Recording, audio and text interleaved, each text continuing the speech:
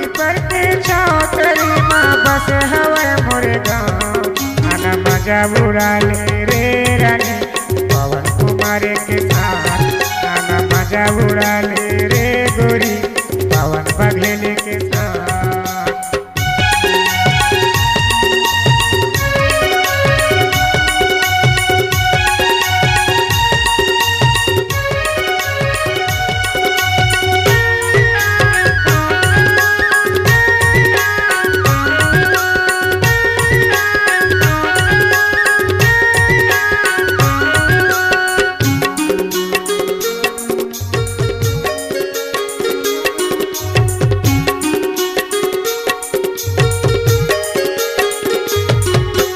गरीब किसान के बेटा रानी करता खेती किसानी पढ़े लिखे नैया गोरी हवा में आई पढ़े लिखे नैया गोरी हवा में आई।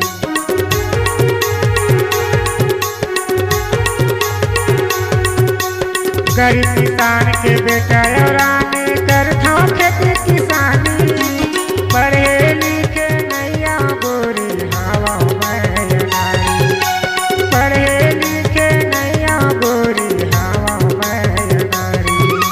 चट्टी बस के खवैया गोरी चट्टी बस के खवैया गोरी मोर संग मन लगिला रे आना मजा उड़ा ले रे सकुन पवन कुमार के साथ आना मजा उड़ा ले रे रानी पवन बघेल के साथ।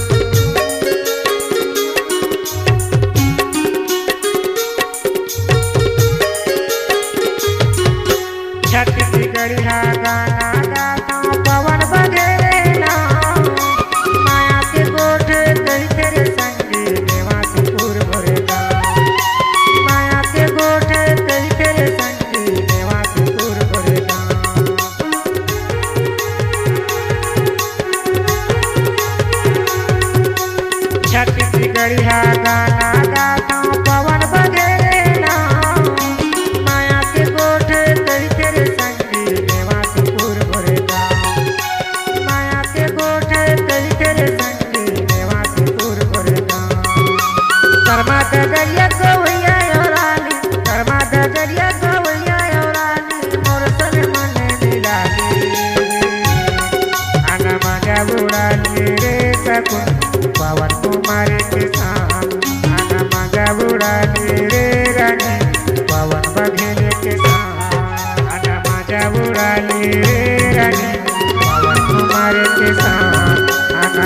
उड़ा ले रे सकुन